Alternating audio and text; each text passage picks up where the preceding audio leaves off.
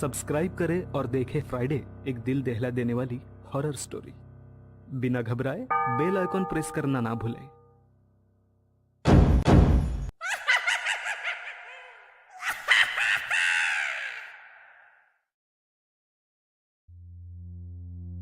इस कहानी के लेखक है संजय कांबले।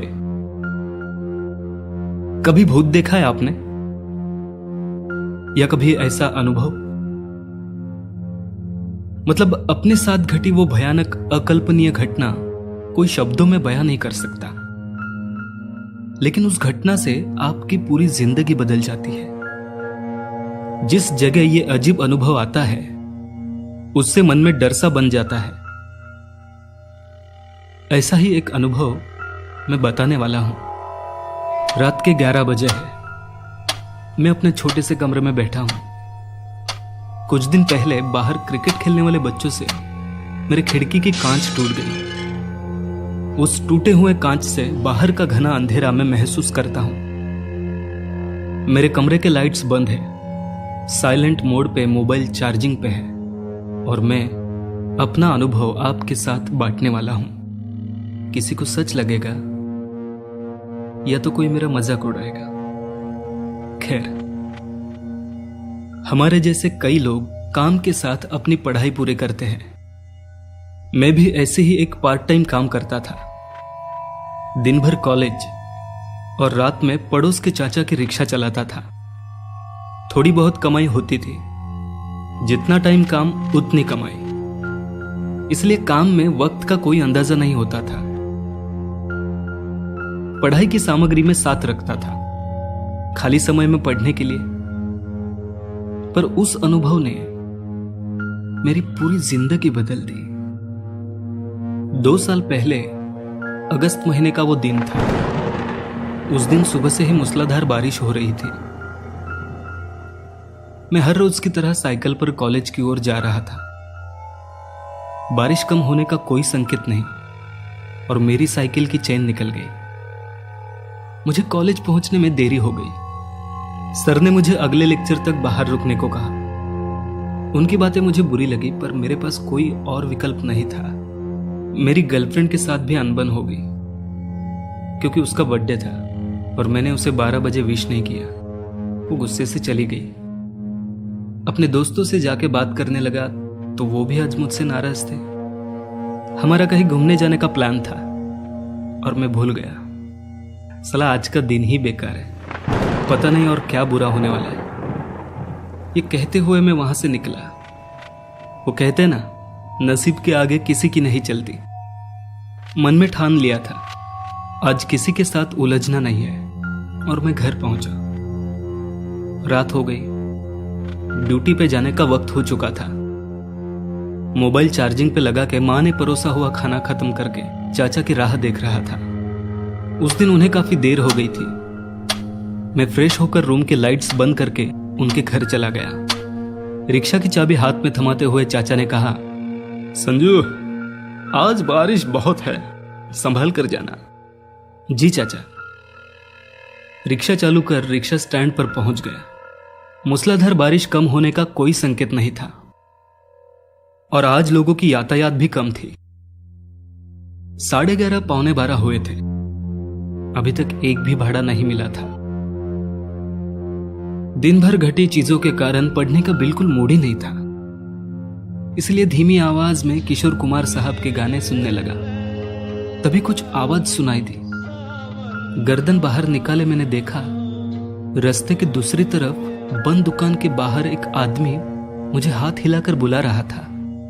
रिक्शा चालू करके मैं उसके पास चला गया। 55 के आसपास की उम्र होगी उसकी। सफेद शर्ट और हाथ में छाता था। जैसे ही मैं उसके पास पहुंचा तो वो तुरंत रिक्शा में बैठ गए और कहा, MIDC फाटा। मैं उनके बताए हुए जगह पहुंचने के लिए रिक्शा चलाने लगा। मैंने आईने की बूंदे पहुंचते हुए कहा, आज दिन भर बारिश ने परेशान करके रखा है। लगता है आज पंचगंगा को बाढ़ आके रहेगी। मैंने मन में कहा, कितना बोरिंग आदमी है। और किशोर कुमार साहब के गानों की आवाज बढ़ाकर रिक्शा चलाने लगा।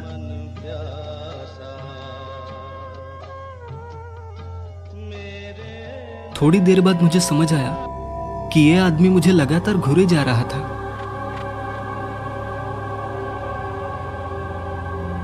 मैंने भी आईने में स्माइल दी, पर उनके चेहरे पर कोई भाव नहीं थे। वो बस मुझे घूर रहे थे। अब हम शहर पीछे छोड़ के हाईवे पे आ चुके थे। रोज की तुलना में आज हाईवे पर गाड़ियां कम थी। हाईवे से होकर पुल के उस तरफ पहुंचे, तभी रास्ते के किनारे दो लोग मोटरसाइकिल को धक्का दे रहे थे। उसमें से एक आदमी ने हाथ किया। मैंने पैसेंजर से स्माइल करते हुए कहा, शायद उनकी मोटरसाइकिल बंद पड़ गई है, इसलिए धक्का दे रहे हैं। इतनी रात को इतनी तूफानी बारिश में गाड़ी को धक्का देना अच्छी बात नहीं। मेरे कहने पर उन्होंने कोई प्रतिक्रिया नहीं दी। वो बस मुझे घूरे जा रहे थे, जैसे कि इंसान कभी देखा नहीं हो। मैं हाथ करने वाले की ओर रिक्शा लेकर चला गया। पास जाकर देखा तो मेरे ही दो दोस्त निकले। मैंने गर्दन को रिक्शा से बाहर निकलते हुए पूछा, अरे विनोद, क्या हुआ? विनोद मुझे देखकर खुश हो गया और कहने लगा, भगवान का लाख लाख शुक्र है यार, तू आज मिल गया। 9 से 12 का शो देखकर आ रहे थे, पेट्रोल ही खत्म हो गया। मैंने कहा, हमेशा का है ये तुम्हारा? अच्छा रुको, मैं तुम्हें थोड़ा पेट्रोल देता हूं। अरे तेरा फोन कहाँ है? तेरी गर्लफ्रेंड का फोन आया था, वो मुझे पूछ रही थी उसका बर्थडे है, तूने कॉल नहीं किया उसे? उसकी बातें सुन के मेरा सर चकरा गया। कल कॉलेज में खैरियत नहीं बॉस। फोन तो मैं घर पे ही भूल गया, वो भी साइलेंट पे। मैं कुछ और कहूं उसके पहले उसने मुझे पूछा, तू अकेले कहां जा रहा है? क्या किसी को लेने जा रहा है क्या? अकेले कहां, पैसेंजर है ना पीछे। पर पीछे कोई नहीं था।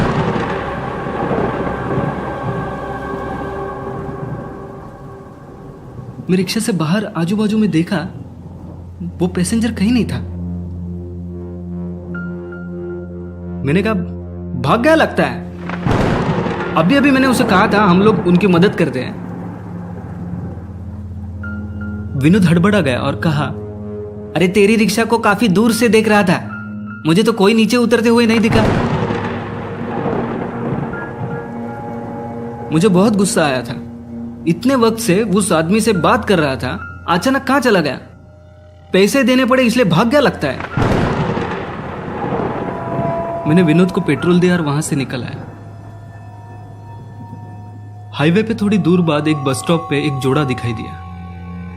मैंने उनके पास रिक्शा रुकाई। उन्हें थोड़ा दूर जाना था। रिक्शा का मीटर डालते हुए हमारा सफर शुरू हो गया। रात के करीब 1:30 बज चुके थे। उनके बताए स्थान पर पहुंचने में अभी काफी वक्त था। मैंने पीछे दोनों को देखा, दोनों बातों में व्यस्त थे। कहीं ये भी भाग तो नहीं गए, इसलिए पीछे देख के चेक किया। थोड़ी देर में सामने एक आदमी खड़ा हुआ दिखा।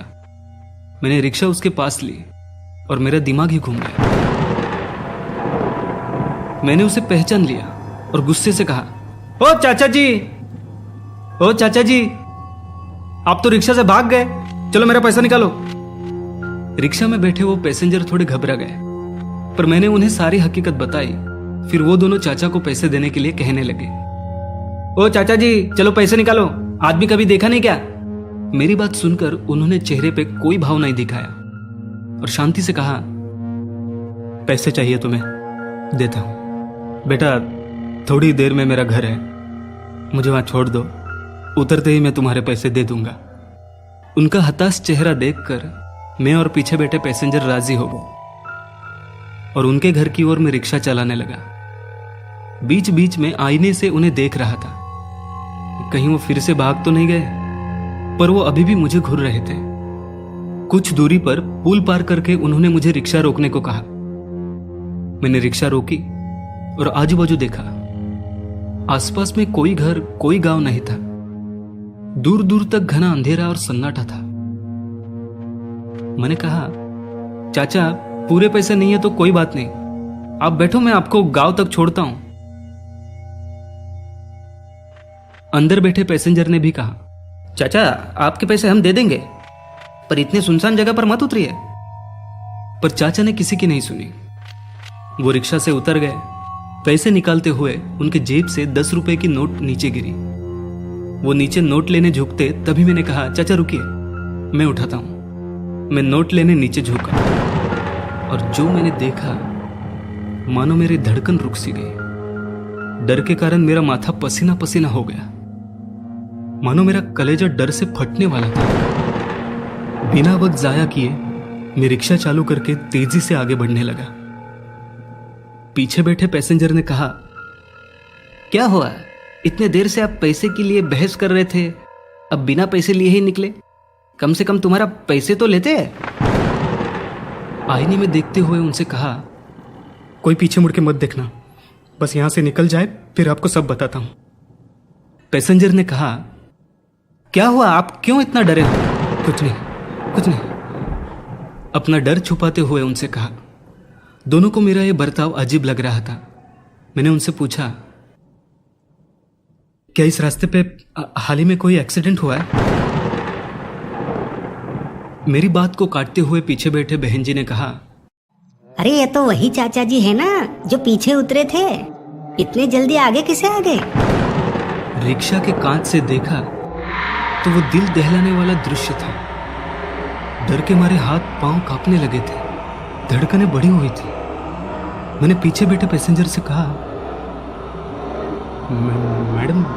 मैडम जी आप डरिए मत। भाई साहब, आप मैडम जी की आंखें बंद कर लीजिए, कोई भी मत देखिए उसकी तरफ, भगवान का नाम लीजिए, अब बस वही बचा सकते हैं हमें। यह कहते हुए मैंने रिक्शा की रफ्तार और तेज कर दी। दोनों को हौसला तो दे रहा था, पर अंदर से मैं कितना डरा था बस मैं जानता था। रास्ते में बार बार वही आदमी हाथ कर रहा था। मेरी हिम्मत पूरी टूट चुकी थी, फिर भी टेढ़ी नजर से उसे देखने की कोशिश की। वो भयानक दर्दनाक चेहरा कोई देख नहीं सकता था। उसे देखकर लग रहा था पता नहीं कितने गाड़ियों के नीचे उसका शरीर कुचला गया था। बार बार वो सामने आके अपने कर्कश आवाज में, रुक जाओ तुम्हारे पैसे ले लो, रुक जाओ तुम्हारे पैसे ले लो, ऐसा दिल दहला देने वाला अनुभव मैंने कभी सोचा भी नहीं था। पीछे बैठे पैसेंजर भी बहुत डरे हुए थे। दोनों पति पत्नी अभी तक आंखें बंद करके बैठे हुए थे। दिमाग काम नहीं कर रहा था, पूरा बदन डर से कपकपा रहा था। मैं बस रिक्शा को हवा की स्पीड से चला रहा था। तभी अचानक सामने एक सफेद आकृति दिखी और गायब हो गई। अब मेरी धड़कनें रुक सी गई थी। तभी अचानक मेरी नजर पीछे बैठे पैसेंजर पर पड़ी। वो दोनों पति पत्नी अभी तक आंखें बंद करके बैठे थे और उनके बाजू में एक सफेद आकृति बैठी थी। थोड़ी देर बाद वो गायब हो गई। थोड़ी दूर तक एक लुका छुपी चालू थी। रिक्शा हवा के समान चल रही थी। तभी हाईवे छोड़कर गांव के स्मशान की ओर रिक्शा बढ़ने लगी और पीछे से उसकी कर्कश आवाज आई, गलती कर रहे हो तुम। उस आवाज से कलेजा कांप उठा। धीरे धीरे सफेद आकृति अंधे की हो गई। आईने से पीछे देखते हुए मैंने कहा, मैडम जी अब डरने की जरूरत नहीं। उसकी सीमा वहीं तक थी। वो बहुत डरी हुई थी, आंखें खोलने के लिए तैयार ही नहीं थी। सुनो, वो गया, अब 5 ही मिनट में अपने गांव पहुंचने वाले हैं। गांव के बिजली के खंभे की रोशनी दिखाई दी और हमारी जान में जान आ गई। और उन्होंने मुझे कहा, वहां तो दुर्घटनाएं होते रहते हैं। परसों ही दुर्घटना में 2 लोगों की मौत हो गई, लेकिन आपने क्यों पूछा? तभी आईने से देखते हुए मैंने उनसे कहा, चाचा जी के गिरे हुए पैसे लेने में नीचे झुका और उनके खून में रंगे उल्टे पैर मैंने देखे और वहां से निकल आया।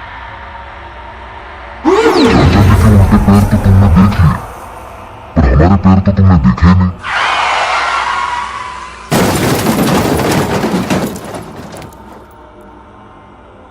तभी मेरी नजर गांव में लगे एक डिजिटल बोर्ड पे आके रुकी।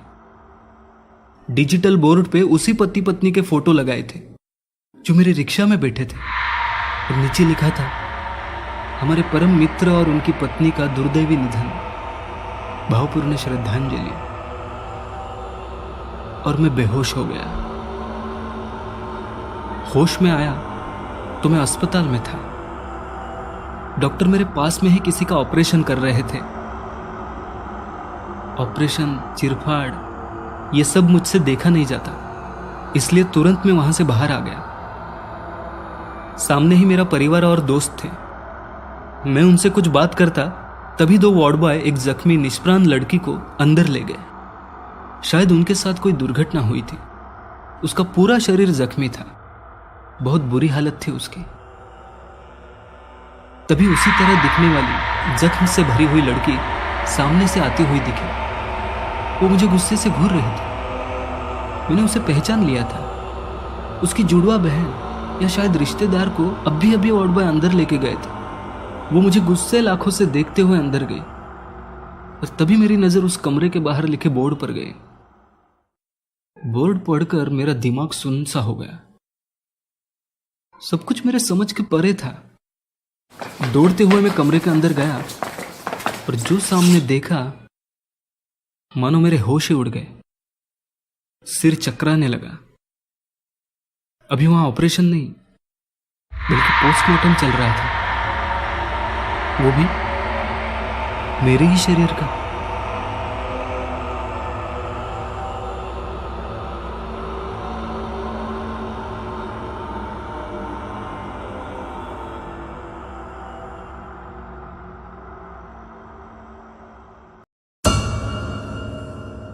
ये कहानी आपको अच्छी लगी हो तो हमें सब्सक्राइब करें। हमारा इंस्टाग्राम और फेसबुक पेज जरूर फॉलो करें। अगर आपके पास ऐसी ही कोई कहानी हो तो हमें कमेंट बॉक्स में भेजें। हम कोशिश करेंगे कि अगली एनिमेटेड स्टोरी आपकी होगी।